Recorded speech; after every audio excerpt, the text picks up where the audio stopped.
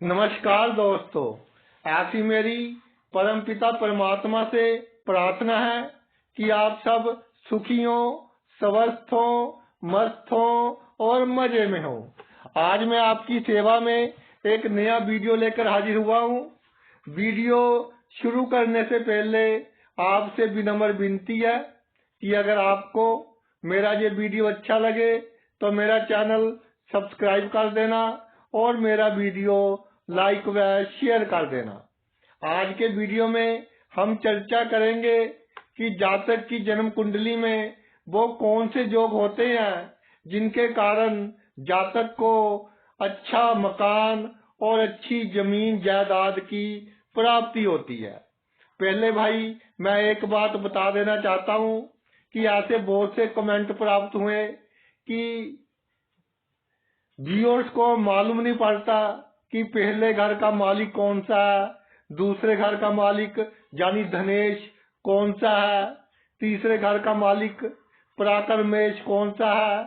तो भाई सिंपल सा रूल है, हर घर में एक अंक लिखा होता है। जैसे यहाँ एक अंक लिखा है, जहाँ 4 अंक लिखा है, जहाँ मैंने सारणी बना दी है। जिस घर में जो अंक होगा आप देख सकते हैं कि उसका मालिक कौन सा है। जैसे जहाँ 10 अंक है तो मालिक हो गया शनि, जहाँ 7 अंक है तो इसका मालिक हो गया शुक्र। इसी तरह आप समझ ले कि किस घर का मालिक कौन सा ग्रह है। और भाई ये होता है चौथा भाव। तभी हम जहाँ एक लिखते हैं, इसका मतलब ये नहीं होता कि हम हमेशा मेष लगन की कुंडली बनाते हैं। ये तो भाई आपकी सुविधा के लिए लिखा जाता है, जहाँ 1 अंक, जहाँ 2 अंक, ताकि जो भाव हो उसमें वही अंक आ जाए। दूसरे भाव में 2 अंक, सप्तम भाव में 7 अंक, इसलिए लिखा जाता है। तो चौथा भाव होता है जमीन जायदाद और घर का। अगर चौथे भाव का मालिक चौथे भाव में ही विराजमान हो जाए तो जातक को सुंदर घर और जमीन जायदाद की प्राप्ति करवाता है। अगर इस पर शुभ ग्रहों की दृष्टि पड़ जाए तो भाई ये योग और भी मजबूत हो जाता है। एक बात है कि हर ग्रह की सप्तम दृष्टि होती है और बृहस्पति, शुक्र, बुध अगर 10वें भाव में होंगे तो चौथे भाव को पूर्ण दृष्टि से देखेंगे, तो जिसके कारण जमीन जायदाद का अच्छा सुख देंगे। इसके अलावा बृहस्पति की 2 दृष्टि और भी होती हैं, पंचम और नवम। अगर बृहस्पति 12वें भाव में होगा तो भी चौथे भाव को पूर्ण दृष्टि से देखेगा, तो भी जमीन जायदाद और घर का अच्छा सुख देंगे। अगर बृहस्पति 8वें भाव में होगा तो भी भाई 9वें भाव को पूर्ण दृष्टि से देखेगा, तो भी जमीन जायदाद और घर का अच्छा सुख देंगे। इसके अलावा अगर चौथे भाव का मालिक केंद्र या त्रिकोण में विराजमान हो, देखिए केंद्र के घर 1, 4, 7, 10 और त्रिकोण के घर 5 और 9, ये त्रिकोण के घर है, ये केंद्र के घर है। चौथे घर का मालिक केंद्र में विराजमान हो जाए या त्रिकोण में, जहाँ चौथे घर में क्या अंक लिखा है, 4 अंक। आपकी कुंडली में कोई भी अंक हो सकता है। तो इस कुंडली के हिसाब से 4 अंक का मालिक क्या हुआ, चंद्रमा। चंद्रमा केंद्र में हो या त्रिकोण में हो, इन घरों में हो तो जातक को अच्छी जमीन जायदाद का सुख मिलेगा। चौथे घर पर शुभ ग्रह या चौथे घर के मालिक के जो मित्र ग्रह हैं, या चौथे घर पर किसी ग्रह की उच्च दृष्टि डल रही हो, तो भी जातक को अच्छे जमीन जायदाद और मकान की प्राप्ति होती है। देखिए अगर 10वें भाव में कोई ग्रह नीच का विराजमान हो जाए तो कई जगह ऐसा लिखा है कि नीच के ग्रह की दृष्टि भी अच्छी नहीं होती, मगर अनुभव में ऐसा नहीं आया। मान लीजिए 10वें भाव में कोई ग्रह नीच का है और उसकी उच्च दृष्टि चौथे भाव पर पड़ रही है तो जातक को अच्छी जमीन जायदाद की प्राप्ति होगी।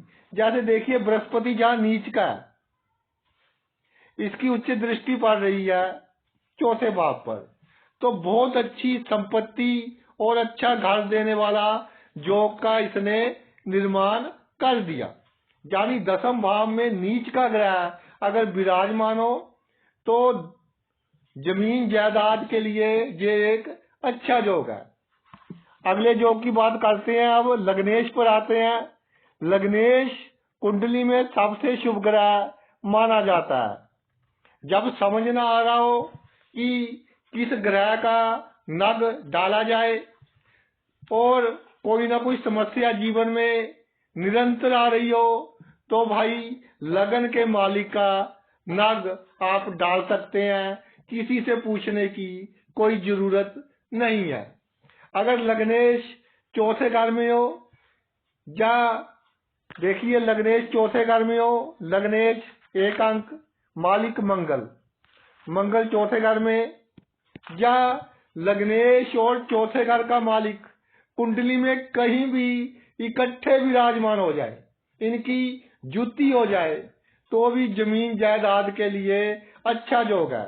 जैसे इसका मालिक तो हो गया मंगल, इसका मालिक हो गया चंद्र, 4 अंक है, तो मंगल और चंद्र की जुती कुंडली में कहीं भी हो जाए, अष्टम भाव में भी हो जाए, तो भी थोड़ा विघ्न बाधाएं आएंगी अगर 6, 8, 12 भाव में हो जाए। लेकिन अच्छा मकान जमीन जायदाद का सुख जीवन में मिलेगा। अगर केंद्र त्रिकोण में हो जाए तो भाई बहुत ही अच्छा है।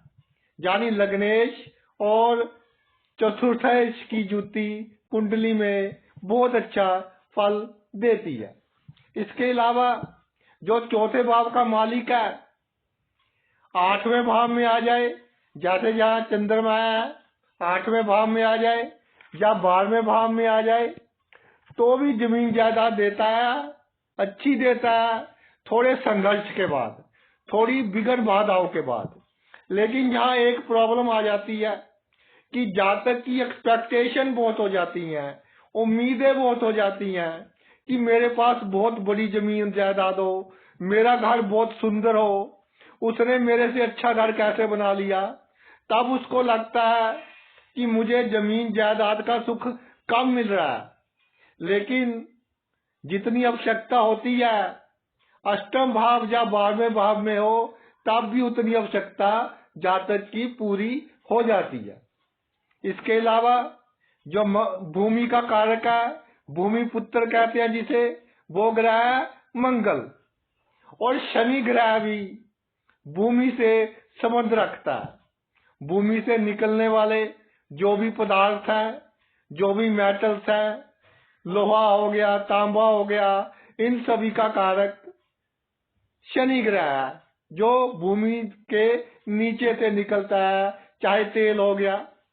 तो भाई अगर मंगल और शनि कुंडली में अच्छी स्थिति में विराजमान हो, अच्छे अंशों में हो, उच्च के हो, सब राशि के हो, इन पर शुभ ग्रहों की दृष्टि पड़ रही हो, खास तौर पर मंगल, अगर मंगल बहुत मजबूत हो, जैसे कर्क लगन और सी लगन में तो मंगल केंद्र का मालिक भी होता है और त्रिकोण का मालिक भी होता है। इन लग्नों के लिए तो ये बहुत शुभ होता है।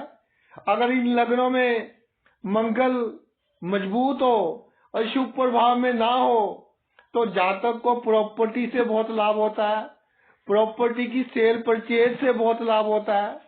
इसके अलावा कोई भी लगन हो और मंगल व शनि मजबूत स्थिति में विराजमान हो जातक की जन्म कुंडली में, तो भी जातक को जमीन जायदाद का अच्छा सुख प्राप्त होता है। यानी मंगल उच्च का हो, सब राशि का हो, चौथे घर में मंगल की उच्च दृष्टि पड़ रही हो, चौथे घर का मालिक मंगल के साथ केंद्र या त्रिकोण में विराजमान हो, इन सब स्थितियों में भी जातक के पास अच्छी जमीन जायदाद का योग होता है।